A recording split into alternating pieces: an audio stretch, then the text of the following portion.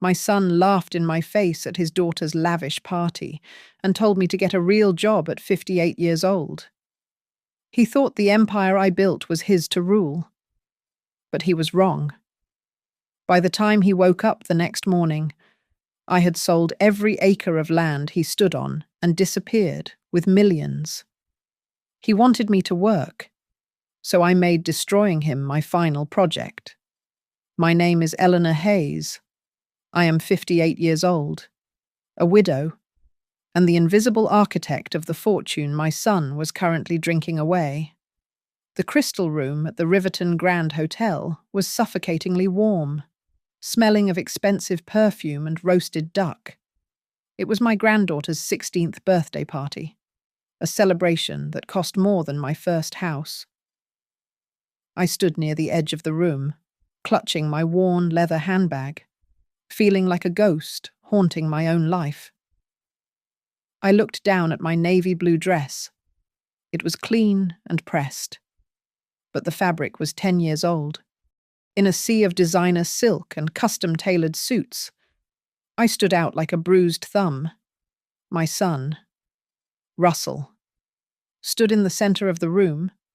He was 32, handsome in a way that money buys, wearing a suit that cost $4,000. He was the CEO of Hayes Construction now, the company I had built from nothing with my late husband. I had handed him the keys 3 years ago, thinking I was giving him a legacy. I did not realize I was handing a loaded gun to a child who would eventually point it at me. I approached the head table cautiously. Russell saw me coming. His smile faltered. He leaned over to his wife, Valerie, and whispered something that made her roll her eyes. I pretended not to see it. "Russell," I said softly. I wanted to give Sophie her gift. I held out a thick envelope. Inside was the deed to 2 acres of prime land by Lake Mirror. I had bought it 20 years ago, scraping together every cent I had when the company was struggling. I had held on to it through recessions and debts, saving it for this exact day. It was worth $500,000 now, but to me, it was a symbol of survival. Russell snatched the envelope from my hand before I could reach his daughter. He tore it open, glanced at the legal papers, and scoffed. He did not see the value. He only saw a piece of paper from a woman he considered obsolete. "What is this?" Russell asked, his voice loud enough to silence the nearby conversations. "Land by the old swamp." "It's by the lake, Russell," I said, my voice steady. "It's for her future." He laughed. It was a cruel, sharp sound. "Mum? Seriously? You come here, to a party I paid $50,000 for, and you hand over a piece of dirt?" He shook his head, looking around at his wealthy friends for validation. "You know what your problem is. You think small. You've always been small. Russell, please," I whispered. "No. I'm tired of it." He snapped, stepping closer, towering over me. "Look at you. You look like the help. It's embarrassing." He shoved the envelope back against my chest. "You want to contribute. You're only 58. Maybe instead of leeching off my success, you should go out and get a real job. Get a real job and stop pretending you're still relevant." The room went silent. Then, a few people chuckled. Valerie covered her mouth, her eyes dancing with amusement. "Oh, honey," she said, her voice dripping with fake sympathy. "Don't be so harsh. She probably thinks it's a grand gesture." I stood there, frozen. The humiliation did not burn. It froze. It started at my fingertips and worked its way to my heart. I looked at my son. I searched for the boy who used to cling to my leg when it thundered. He was not there. There was only a stranger with greed in his eyes and cruelty on his tongue. I did not scream. I did not cry. I simply took the envelope back and placed it carefully into my bag. I understand, I said. My voice was devoid of emotion. I turned and walked away. The path to the door felt like a mile. Behind me, the chatter resumed. I heard Russell's booming voice, bragging to his associates. She's senile. Everything in this family is mine. You know I built this empire. She just exists in it. He truly believed that. He believed the cars, the house, the company, and the power were his. He had forgotten who signed the checks.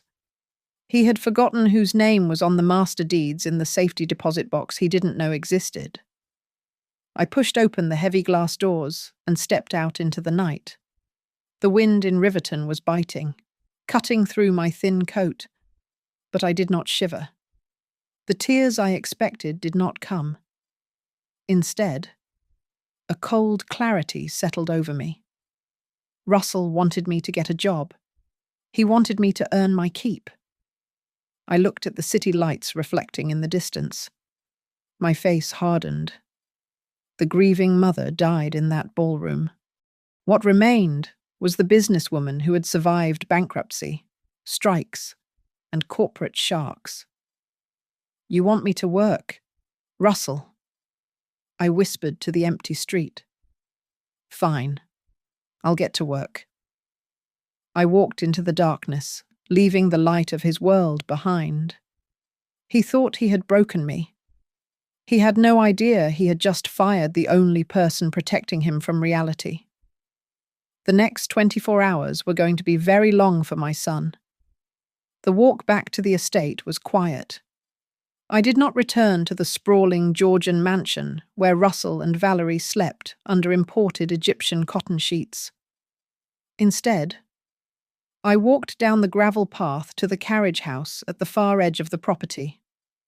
Russell called it the guest suite, but that was a polite fiction.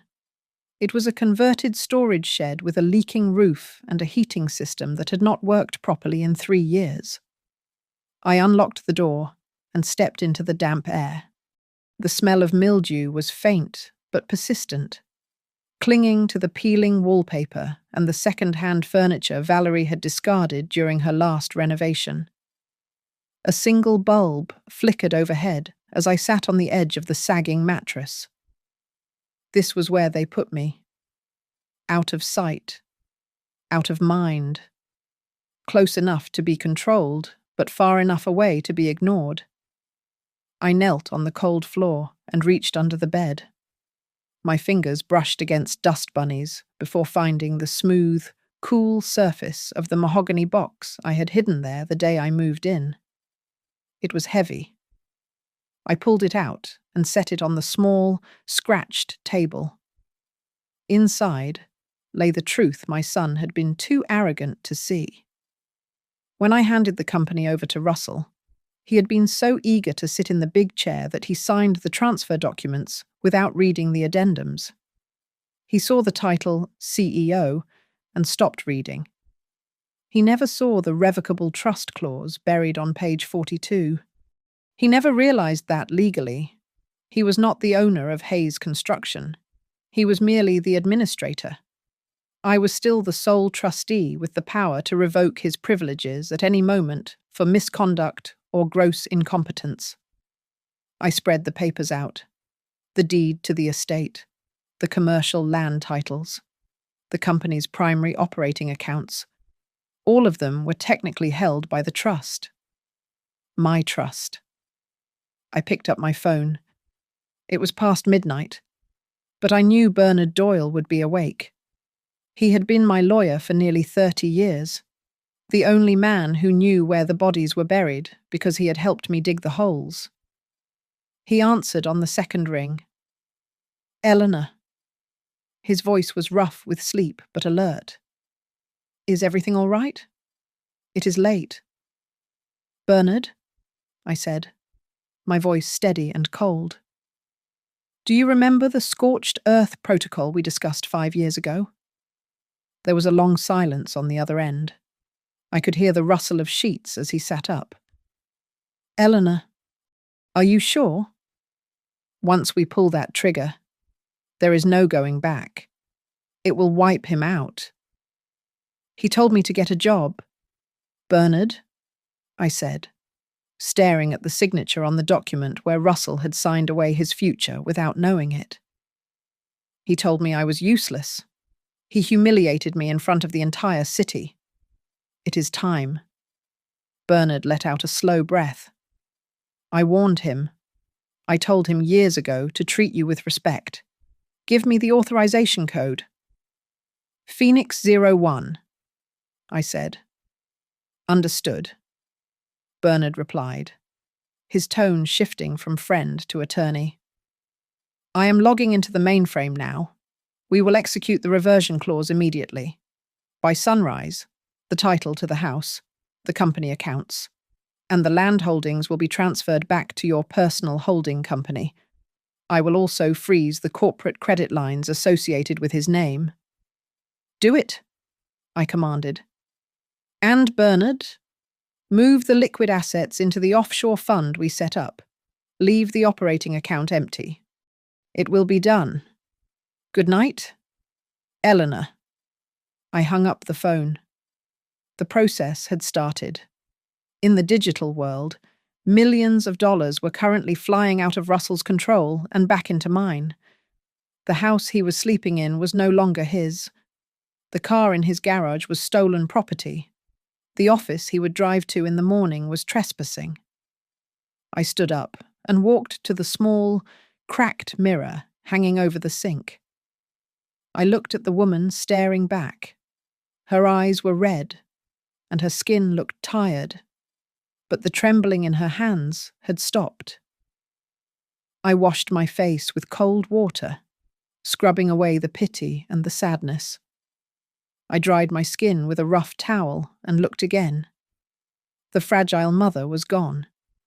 The shark who had eaten competitors alive in the 90s had returned. "You wanted me to work, Russell," I whispered to my reflection. "I hope you are ready to see how I really do business."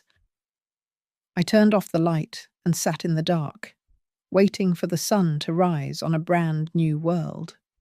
I sat on the wooden bench outside the carriage house, sipping a cup of lukewarm instant coffee. The sun was just rising over the manicured hedges of the estate. It was a beautiful morning, silent and crisp. I knew exactly what was happening inside the main house. I had designed every second of it. At 7 o'clock sharp, Russell woke up. I knew his routine perfectly.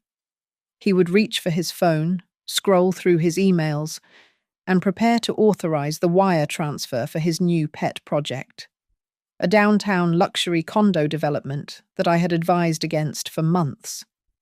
He intended to transfer $2 million this morning.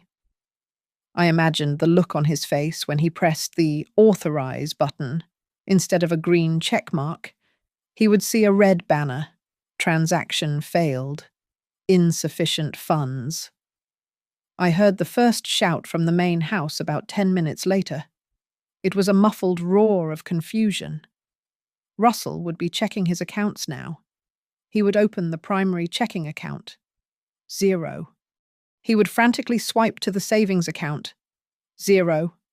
The investment portfolio. 0. The emergency offshore account he thought I didn't know about. 0. Inside the master bedroom, Russell was likely trembling. He grabbed his wallet and pulled out his platinum credit card. He tried to buy a simple digital gift card just to test it. Declined. He tried his digital wallet. Suspended. Every financial vein in his body had been severed while he slept. Then came the notification that would hurt more than the poverty. At 8 o'clock, his work phone pinged. It was not a meeting reminder. It was a formal resolution from the board of directors. "We regret to inform you that effective immediately, Your position as CEO of Hayes Construction is terminated pursuant to Article 5, Section B of the Founding Charter. The email read, "This decision has been ratified by the founder and majority shareholder, Eleanor Hayes." Bernard had been efficient.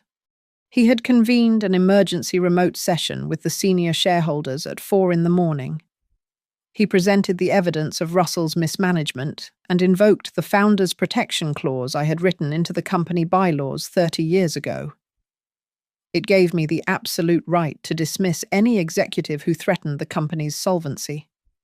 I heard a window slam open upstairs in the mansion. "Pick up the phone," Russell screamed.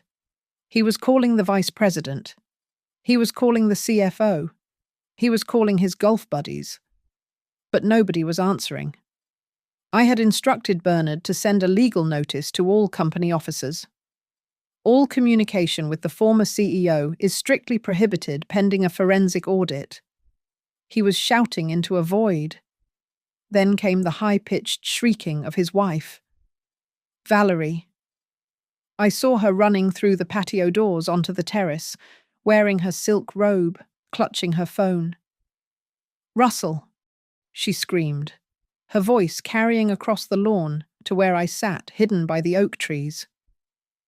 "My card. It isn't working. The spa just called to cancel my appointment because the deposit bounced. What did you do?" "Shut up, Valerie." Russell roared back, storming out onto the balcony. He looked disheveled, his hair wild, wearing only his boxers and an undershirt. "I am trying to fix it." He was not going to fix it. Just then, a courier van pulled into the long driveway. The driver did not bring a package. He brought a notice of eviction and asset repossession. I watched as the courier handed the paperwork to the confused housekeeper, who brought it up to Russell. He snatched the papers. I could see his hands shaking from 50 yards away. The letter demanded the immediate surrender of all company property. That included the keys to the office, the keys to the company-leased Ferrari, and the keys to the estate itself. The house was owned by the trust, and the trust had just evicted him. Russell looked out over the lawn. For a second, he looked right at the carriage house. He looked trapped. The arrogance of the night before was gone, replaced by the sheer, animalistic panic of a man who realizes the ground beneath him is actually a trap door. "This can't be real," I heard him yell, his voice cracking. She can't do this? You said you were in charge." Valerie screamed at him, throwing her phone at his chest. "You said she was nobody." Russell looked at the phone on the ground. He looked at the vast estate he thought he owned. He realized he had absolutely nothing. No money, no job, no home, no power. He let out a guttural scream of frustration, a sound of pure, impotent rage. He lifted his own phone high above his head and smashed it down onto the marble tiles of the balcony with all his strength. "Damn it!" he howled, falling to his knees. I took a final sip of my coffee. It was the best cup I had ever tasted. The demolition was complete. Now it was time for me to leave the ruins. My son is a predictable creature. Even as his world collapsed, I knew he was pacing the marble floors of the foyer, trying to force reality back into the shape he wanted. He would be muttering to himself, shaking his head, refusing to accept that the mother he saw as a senile relic was capable of such a surgical strike. No, this is a mistake. He likely stammered, his hands trembling as he stared at his locked phone. "Mom isn't this smart. She doesn't know how to do this." But the walls were closing in, and he was not the only one feeling the pressure. Valerie, the woman who had only married him for the credit limit I provided, was not interested in excuses. I could imagine her standing on the staircase, her face twisted in a sneer that matched the ugliness of her heart. "You are useless," Valerie screamed at him. "How could you let her do this? You told me you controlled everything. You told me she was just a placeholder." "I do control it," Russell shouted back, his voice cracking with panic. "It's a glitch. It has to be." It was not a glitch. It was an audit. At that very moment, his personal email, which he thought was secure, began to flood with notifications. I had released the files. Every embezzled dollar, every falsified investment report, and every kickback he had taken from contractors was now visible to the board members. I had watched him steal from me for 5 years, gathering evidence, waiting for the moment when the truth would hurt him the most. He stared at the screen, his face draining of color as he realized I had known about the hidden accounts in the Cayman Islands all along. Panic finally overtook his arrogance. He needed to find me. He needed to beg, or threaten, or force me to undo it. He sprinted out of the main house and across the lawn to the carriage house. He burst through the flimsy door, expecting to find a frightened old woman cowering in the corner. "Mom," he roared, "you fix this. Right now." But he was screaming at dust motes dancing in the sunlight. The room was empty. The bed was stripped. The closet was bare. I had taken everything that mattered. On the small, scarred wooden table, where I used to eat my dinner alone, I had left a single sheet of paper. Russell snatched it up. His eyes scanned the familiar handwriting. Russell. The note read, "You told me I needed to learn how to take care of myself. You said I should stop relying on your generosity. I am doing exactly what you said. I have taken what is mine, so I can finally stand on my own 2 feet. Do not look for me." "No," Russell shrieked. He tore the paper in half. He grabbed the old lamp from the table and smashed it against the wall.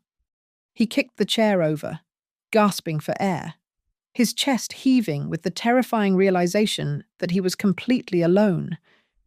He had not just lost his money, he had lost his victim. He realized then that he had never actually controlled me. I had simply allowed him to hold the steering wheel while I controlled the brakes. He stumbled back to the main house, defeated, only to find Valerie standing by the front door with a suitcase. "I am going to my sister's," she said coldly. "Val, wait. Baby, please," Russell begged, reaching for her arm. "I can fix this. I just need time." Valerie pulled away as if he were contagious. "You have 48 hours. Russell, if that money isn't back in the account by Friday, I am filing for divorce. I didn't sign up for poverty." She slammed the door, leaving him in the silence of the repo man's waiting list. Desperate, Russell ran to his study. He booted up his backup hard drive, the one where he kept the master files of the estate. He thought he could trace the transfers. He thought he could find a digital footprint I had left behind. He typed furiously, his sweat dripping onto the keyboard. Come on, he whispered, his voice sounding like a child's prayer. He pulled up the folder for the lakefront property. File not found. He searched for the bank routing numbers. Data corrupted. He tried to access the GPS history of my car. No device detected. I had not just taken the assets, I had scrubbed the history. It was as if Eleanor Hayes had never owned a thing in her life. Russell stared at the blue screen of his computer. The hum of the fan, the only sound in his empty empire. He realized with a chilling certainty that the mother he had mocked was a ghost, and he was the one haunting a graveyard. By the time Russell was screaming at his wife in our driveway, I was already 300 miles away. I had left Riverton at 4 in the morning, driving a grey sedan rented under the name Martha Lewis. The darkness was my friend. It hid my face, my route, and the grim satisfaction that settled in my chest like a heavy stone. I pulled into a dusty town called Oakhaven just as the sun began to burn through the fog. I did not stop for coffee. I went straight to a small, brick building that housed a private courier service I had used decades ago. The clerk handed me a thick, sealed package. Inside were the original hard copies of every asset I owned. Digital records could be hacked or frozen, but paper was absolute. I drove out to the edge of town, to the very piece of land Russell had laughed at the night before, the property by Lake Mirror. To him, it was a muddy patch of ground not fit for a swimming pool. To me, it was the linchpin of the entire Hayes estate. I stood by the water, the wind whipping my hair across my face. I looked down at the deed in my hand. Years ago, when I set up the trust that allowed Russell to play CEO, I had included a keystone clause. It stated that the validity of the entire trust was tethered to the ownership of this specific plot of land. If the land was sold by the original grantor me, the trust would automatically dissolve, and all assets within it would revert to my personal ownership immediately. A black car pulled up behind me. A man in a simple suit stepped out. It was Mr. Abernathy, a small-time investor Bernard had arranged to meet me here. Mrs. Hayes, he said, nodding respectfully. Is this the land? It is, I replied. Do you have the check? $10,000? He said. It seems low for waterfront property. It is not about the price, I told him. It is about the transaction. I signed the deed on the hood of his car. The moment the pen lifted from the paper, the legal structure supporting Russell's lifestyle collapsed completely. I handed the paper to Abernathy. He handed me the cashier's check. Thank you, I said. Please file it immediately.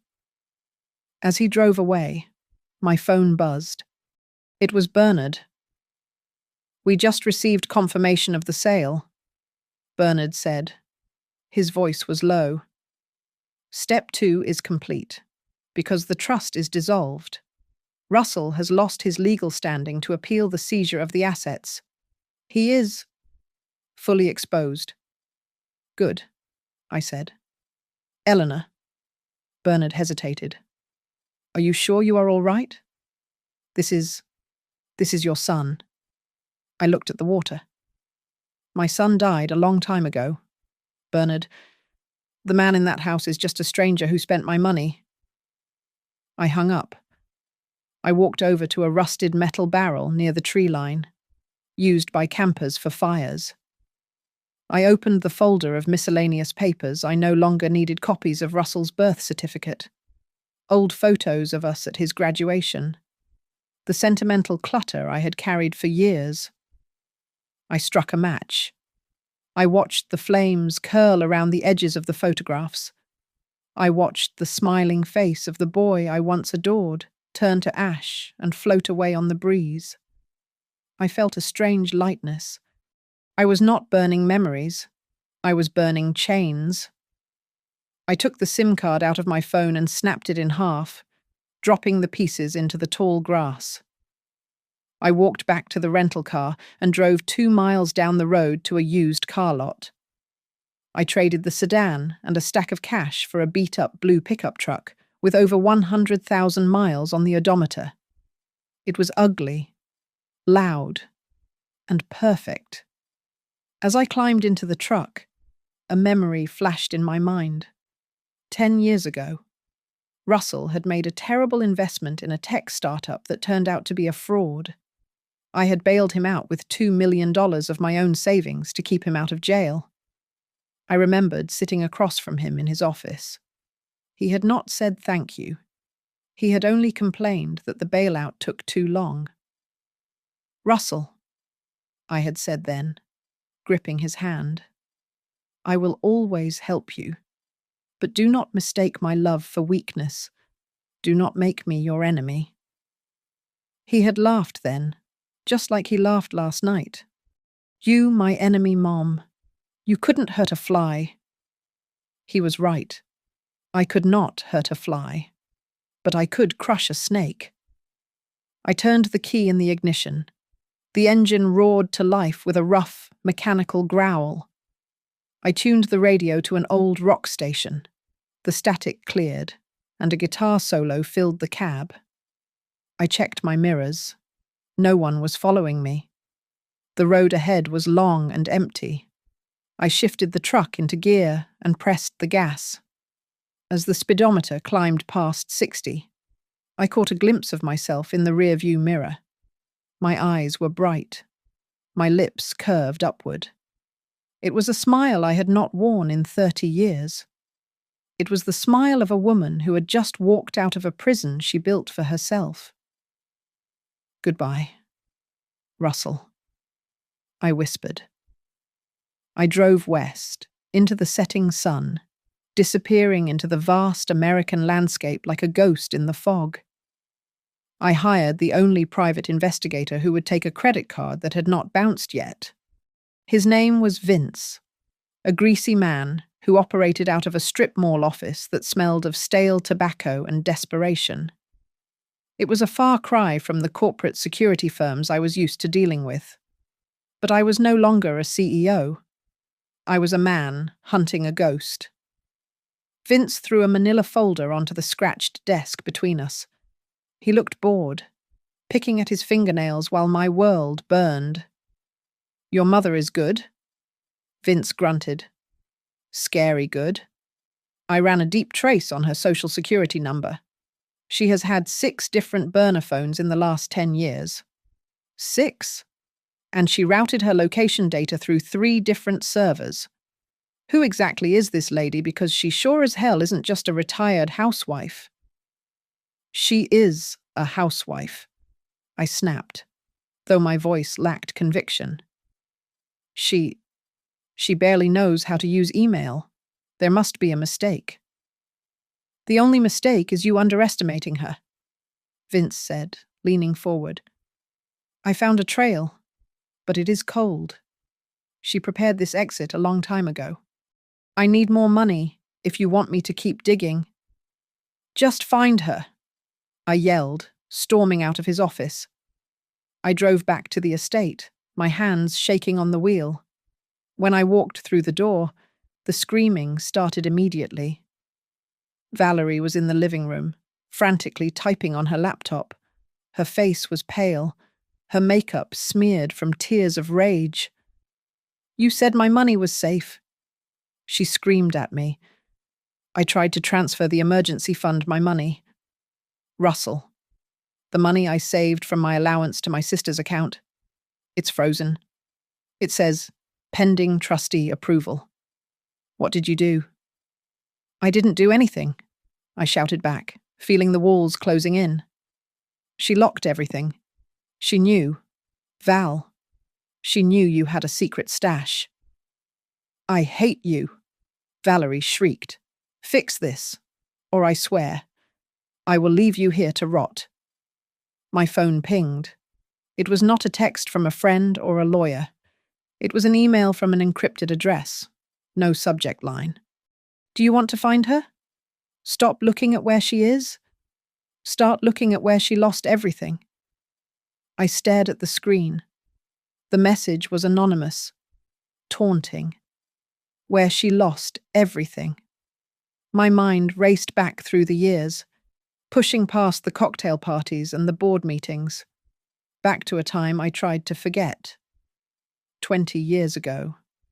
I was 22, fresh out of college and hungry for success. I had convinced Mom to invest the company's operating capital into a sure-thing real estate deal in the warehouse district. It was a scam. We lost nearly everything.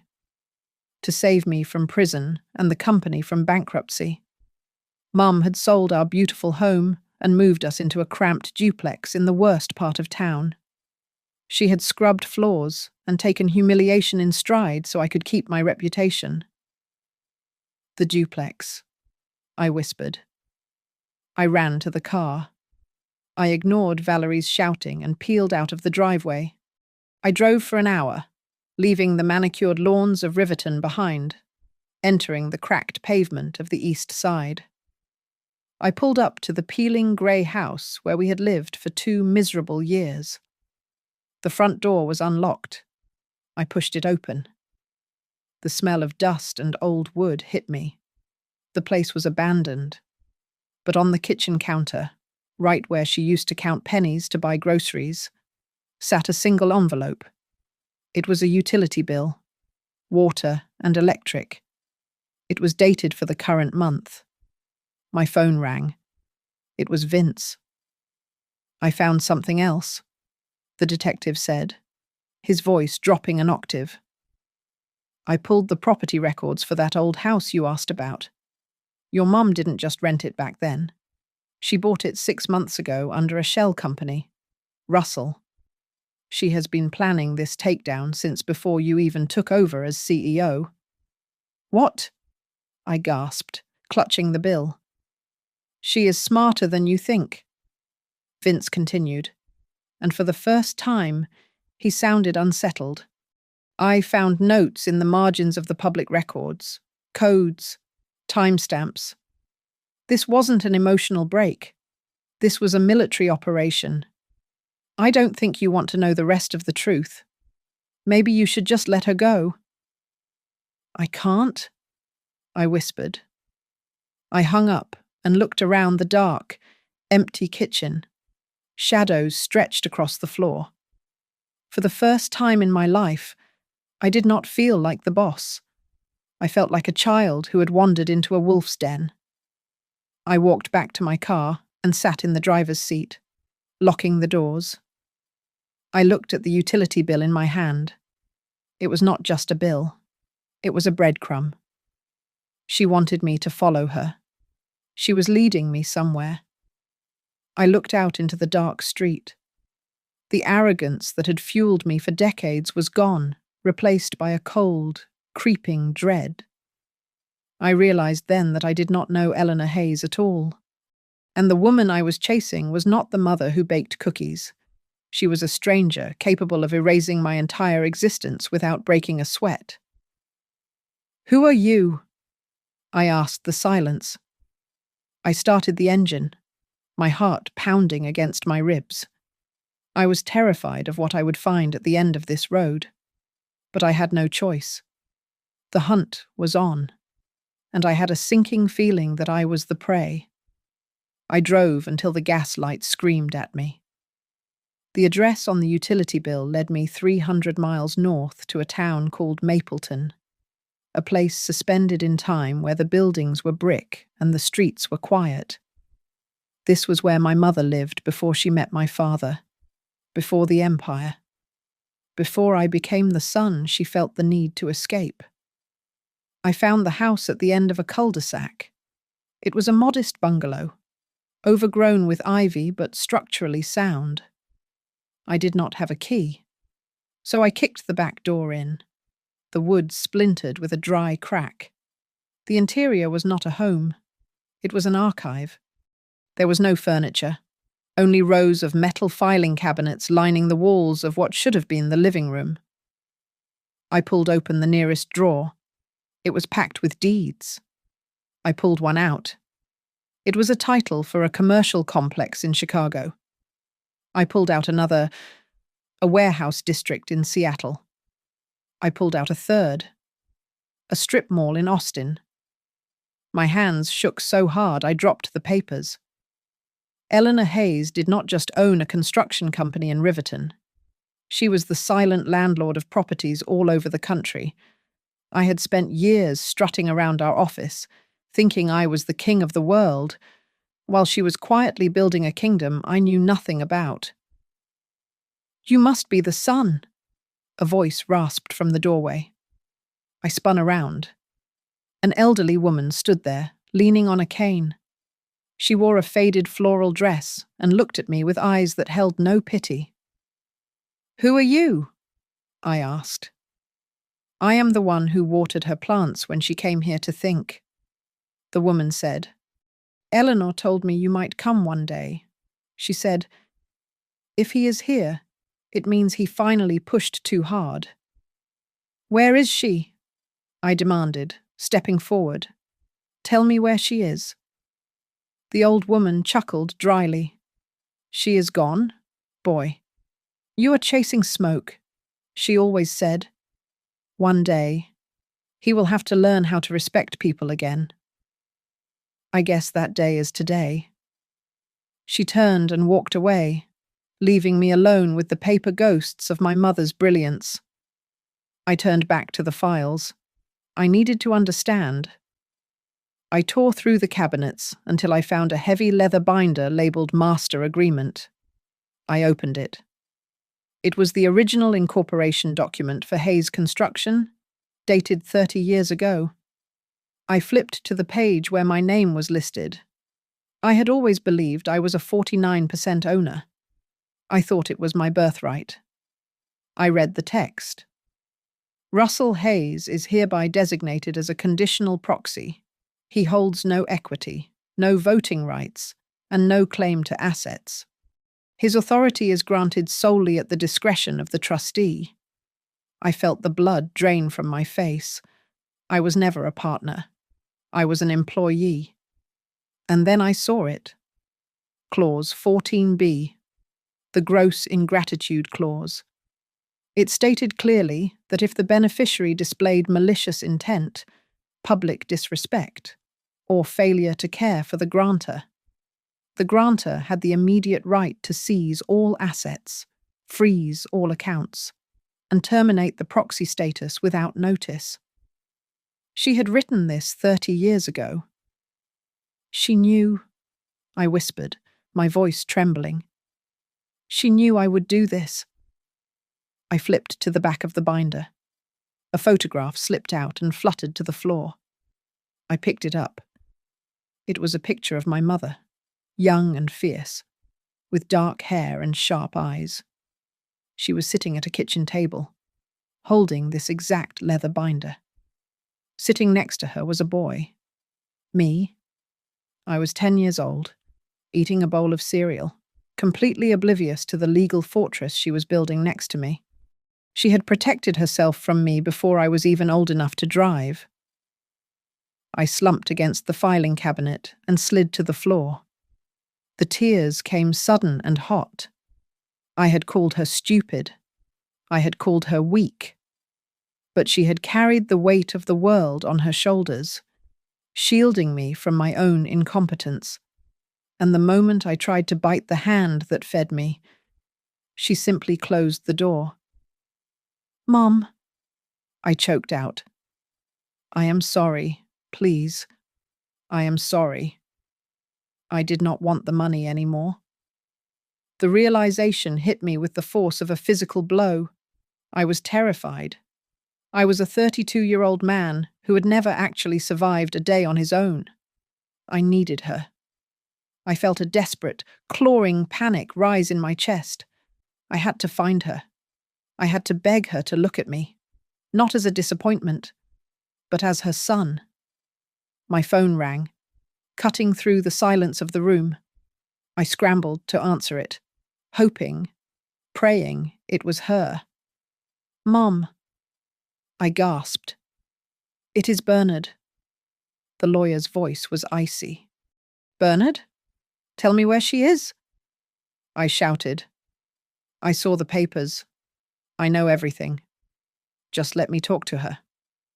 "Eleanor does not want to speak to you, Russell," Bernard said. "However, she instructed me to call you if you reached the Mapleton house. She left you one thing, one final gift to help you start your new life." "What is it?" I asked, wiping my eyes. Is it money? Is it a chance? No, Bernard said, and I could hear the grim satisfaction in his tone. Check your email. And Russell. You are not going to like it. The drive to Bernard Doyle's office felt like a funeral procession. I arrived at the glass skyscraper in downtown Riverton with dirt on my shoes and the smell of the old Mapleton house still clinging to my clothes. The receptionist did not offer me coffee. She simply pointed to the heavy oak doors at the end of the hall. Bernard was waiting for me. He sat behind his massive mahogany desk, looking at me not with anger, but with the clinical detachment of a coroner examining a corpse. He did not ask me to sit down. He simply slid a thick, cream-coloured envelope across the polished wood. The wax seal was broken, but my name was written on the front in my mother's elegant, flowing script. She wanted you to read this in this room, Bernard said, his voice low. She wanted to ensure there were witnesses to the fact that you received it. My hands trembled as I picked it up. The paper felt heavy, expensive. I pulled out the single sheet of folded stationery. I had expected a legal document. I had expected a list of demands. Instead, I found a eulogy for our relationship. Russell. The letter began. I have spent 30 years building a shield around you. I absorbed every blow, every debt, and every mistake you made because I believed that deep down, the sweet boy who used to bring me dandelions was still in there. I told myself that your greed was just ambition. I told myself your coldness was just stress. I lied to myself every single day. I felt a lump form in my throat, hot and painful. I had to stop reading to breathe.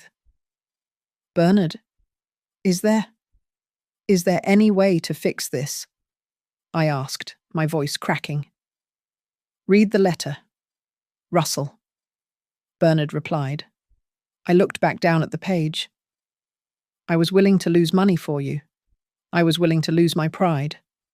But the night of Sophie's party, when you stood there and mocked the very hands that fed you, I realized something terrifying. You are not lost. Russell. You are cruel. And cruelty is a choice. The words blurred. I wiped my eyes with the back of my dirty sleeve. I am not punishing you because you are poor. I am not punishing you because you are a failure. I am punishing you for being tamer than the wolves I fought to keep you safe. You told me to get a job. You told me to survive on my own. So, I am doing that. But there is one thing you need to know. I did not leave you because I stopped loving you. I left because I finally decided to stop destroying myself for you. It ended with a simple signature, Eleanor. She thinks I am a monster, I whispered. The paper shook in my hand. She thinks you are a man who needs to learn the value of $1, Bernard said, standing up. Our business is concluded. Security will escort you out. I stumbled out of the building, clutching the letter to my chest. The city noise was deafening. I felt small. I felt invisible. I needed to hear a voice that did not sound like judgment. I pulled out my phone and dialed Valerie. I needed her to tell me that we could rebuild, that we could start over in a small apartment somewhere. The number you have reached is not accepting calls from this caller ID. She had blocked me. I tried calling her sister. Don't call here again. Her sister's voice hissed before the line went dead. I stood on the sidewalk, watching the wealthy businessmen walk past me in their $1,000 suits. 2 days ago, I was one of them.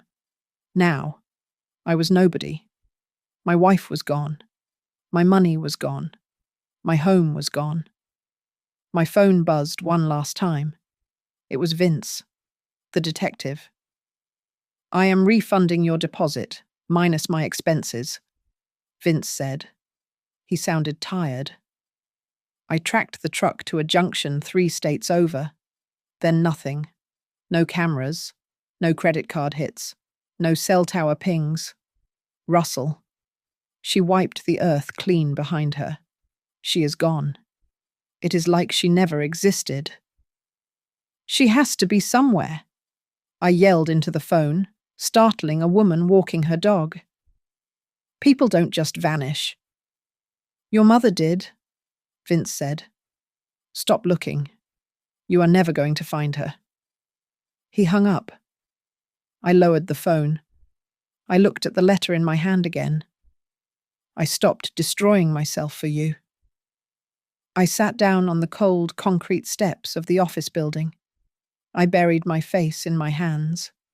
All my life, I had looked at my mother and seen a soft, weak woman who baked cakes and signed checks. I thought I was the shark. I thought I was the power in the family. I was wrong. I was just the parasite. She was the host, and she had finally decided to cut me loose. The realization hit me harder than the poverty. My mother was the strongest person I had ever met, and I had been too blind to see it until she was already gone. The salt air hit my lungs like a second chance at life. I stepped out onto the porch of the small, weathered cottage I had rented for $1,200 a month. It was a tiny place, barely the size of Russell's walk-in closet. But to me, it felt like a palace. There were no marble floors to polish, no servants whispering behind my back, and no sun waiting to critique my existence. I was in a small coastal village called Maravista, 3 states away from the wreckage of my past life. Here, nobody knew about Hayes Construction. Nobody knew about the scandal, the bankruptcy, or the cruel mother who had abandoned her son. To the locals, I was just Martha, a quiet woman who liked to walk on the beach at sunrise.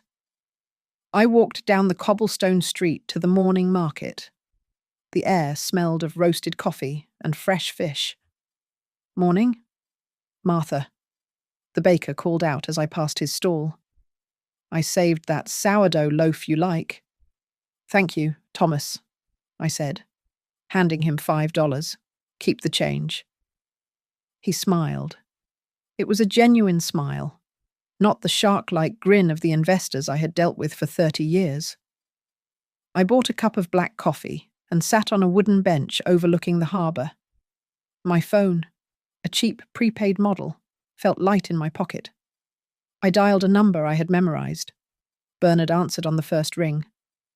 Eleanor, he asked, his voice lowered. It is me, I said, watching a fishing boat bob in the water. Is it done? It is, Bernard replied. Russell came to the office. I gave him the letter. He looked broken. Eleanor, he tried to find you, but the trail is cold. He has stopped looking. Good, I said, taking a sip of the hot coffee. And the other matter? The transfer is complete. Bernard confirmed. $5 million has been deposited into the irrevocable trust for your granddaughter, Sophie. It is locked until she turns 25. Russell cannot touch a cent of it. She will have a future, even if her father destroys his own. Thank you, Bernard, I said softly. You did well. I just want to live like a normal person now. I hung up and removed the battery from the phone. Russell thought I had taken the money out of greed. He thought I was hoarding millions to spite him. He would never understand that I had secured his daughter's future in a way he never could. I had stripped him of his power to spoil her, but I had ensured she would not suffer for his sins. On my way back to the cottage, I stopped at a small flower stall. A young woman was arranging hydrangeas in a bucket. "Oh, those are lovely," I said. The girl looked up, beaming. "Aren't they? Are you here on vacation, Mum? We get a lot of tourists this time of year. Usually they only stay a week." I touched the petals of a blue flower, thinking of the heavy velvet drapes in my old house that I had been too afraid to open. "No," I said, a smile spreading across my face that felt entirely new. "I am not a tourist.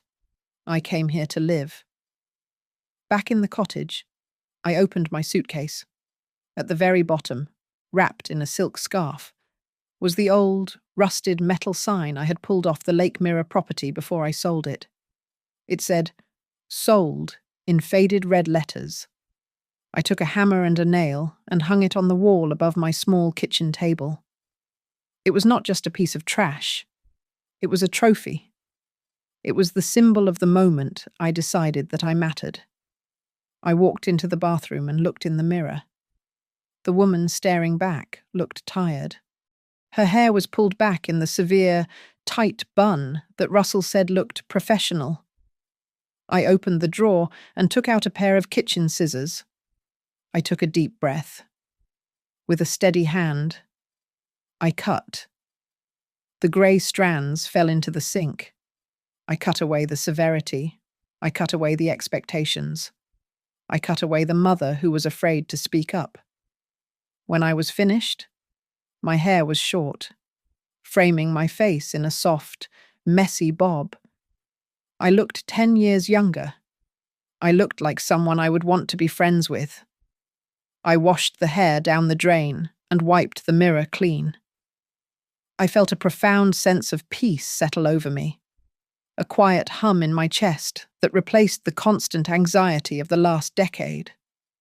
I was alone, but I was not lonely. I had my dignity. I had my freedom. And for the first time in my life, I answered to no one. "Eleanor Hayes has disappeared," I whispered to the reflection. "And a new human being was born." I drove for 6 hours straight, fueled by a mixture of caffeine and desperation. The tip had come from a credit card transaction at a gas station, a rare slip-up on her part. Or perhaps a deliberate crumb she left behind to see if I still cared enough to follow. It led me to a small coastal village called Maravista. I pulled my rental car up to a tiny cottage with peeling white paint. My heart hammered against my ribs as I ran to the door and pounded on the wood. It was answered by an elderly woman holding a broom. She looked at me with suspicion. "Where is she?" I gasped, trying to catch my breath. "Where is Martha or Eleanor?" "Oh, you missed her." "Honey?" the landlady said, shaking her head slowly. "She moved out 24 hours ago. She paid in cash, packed her single bag, and left.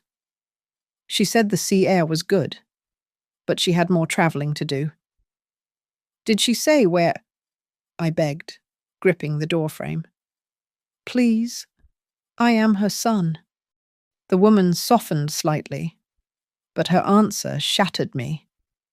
"No, she was a nice lady, very kind. But it was clear she didn't want to be found. She looked at the road like it was a friend." I walked away from the cottage and down to the water's edge. I sat on a damp wooden bench, staring at the grey waves crashing against the jagged rocks. She was gone. Not just for a week. Not just for a lesson. But forever. The reality of it settled onto my shoulders like a lead weight. I pulled the crumpled letter from my pocket. The paper was soft from being read 100 times. My eyes found the postscript I had ignored in my blind rage the first time. The handwriting there was shaky, as if she had written it while crying. "You told me I should get a job. This is the last job I will ever do in my life, saving myself." The wind ripped the paper from my hand. I watched it tumble down the beach and disappear into the surf. But I did not chase it. I just let it go. My phone buzzed in my pocket. It was a news alert. Hayes Construction appoints new CEO. I tapped the screen with trembling fingers. She hadn't just fired me. She had handed the control of the company to Marcus, my former assistant. The man I had bullied and belittled for 5 years was now sitting in my chair, running the empire my mother built. Then, Bernard called. "It is done. Russell," the lawyer said, his voice devoid of triumph, holding only a solemn finality. "She wanted me to tell you one last thing. She wanted you to know that this was not revenge. She said, 'This is to help him learn how to be a human being again.'" "I know," I whispered, my voice breaking. I dropped the phone onto the sand.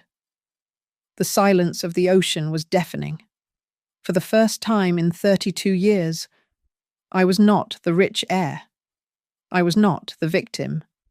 I was just a man who had hollowed out his own life. I buried my face in my hands, and for the first time since I was a child, I wept. Hundreds of miles away, the landscape was blurring into a streak of gold and green. I sat in the back of a long-distance bus, the engine humming beneath me, a steady, comforting vibration that felt like a heartbeat. Outside the dirty window, the sun was setting, painting the sky in streaks of purple and fire. I watched the telephone poles whip by, counting them like the seconds of my new life. I touched the cold glass. My reflection looked back at me. I looked older than I did a month ago, but the lines of worry around my mouth were gone. I had left my son with nothing so that he might finally find something real. It was the hardest thing a mother could ever do, to break her own child's heart so it could heal correctly. Freedom always has a price, I whispered to the empty seat next to me. I leaned my head against the cool window and closed my eyes. The road ahead was long, and I did not know where it went. For the first time in forever, I was perfectly fine with that.